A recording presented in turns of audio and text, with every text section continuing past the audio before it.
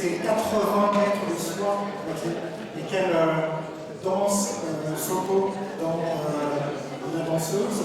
Comment est-ce que vous avez fabriqué, comment est-ce que vous avez reconstitué cette tenue de l'Olifula? Alors d'abord vraiment avec une danseuse américaine qui s'appelle Johnny Sperling et qui pendant 20 ans a essayé de reconstituer, de recréer les danses de l'Olifula. Donc elle a mis des années à retrouver les formes et surtout la texture et la légèreté de la soie et la bonne soie pour pouvoir faire toutes les arabesques que l'Olifula dessinait dans l'air avec juste des tableaux tenus à peu près.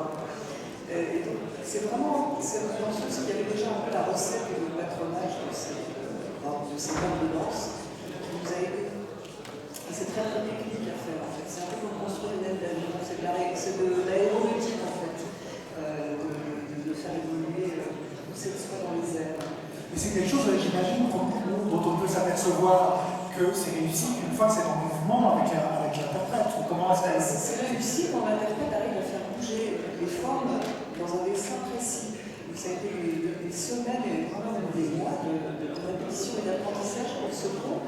Et techniquement, de travailler une soie aussi légère et sur un temps de métrage, c'est très très très difficile. C'est un peu comme couper et coudre dans de l'eau en fait.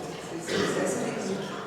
Vous pouvez juste nous dire un petit mot de la collaboration avec Stéphanie Di Giusto et avec Soko? Alors avec Stéphanie Di Giusto, c'était une collaboration très intense, très riche, parce qu'elle attendait beaucoup de moi, et en même temps elle avait un univers visuel très précis.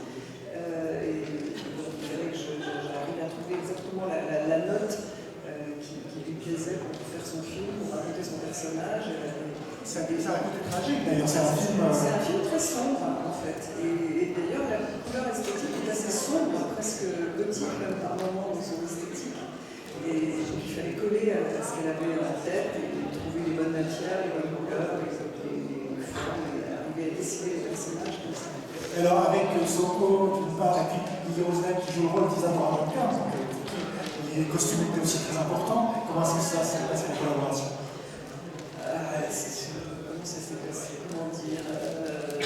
D'abord, c'était un peu compliqué au départ, je trouve, avec Lily Rosnay, que je trouvais quand même très très jeune pour le rôle, très jeune, mais en fait, elle a une telle maturité de présence et de jeu que voilà, c'est un problème qui a tout disparu. C'est un peu l'idée que je m'en faisais au départ. Et en fait, dans le travail et avec les costumes, je pense qu'on est arrivé à faire ressortir une maturité alors qu'elle avait plus 16 ans en fait. Et alors Soko?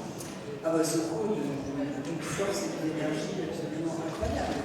C'est incroyable, complètement lancée à fond dans le film. Elle n'a jamais été doublée alors qu'elle avait cette possibilité-là. Parce que la danseuse a été présente sur des scènes difficiles quand on fait de danse et Soko n'a jamais été doublée. Elle a tout fait elle et c'est assez extraordinaire. Le prochain film qu'on va voir avec les costumes d'Anaïs Roman, s'il vous plaît.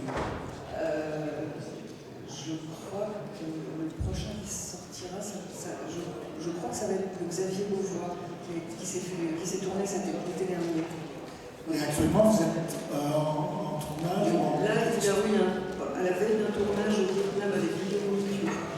Et entre-temps Entre-temps, j'ai fait du théâtre. Merci beaucoup, Anaïs. Bravo.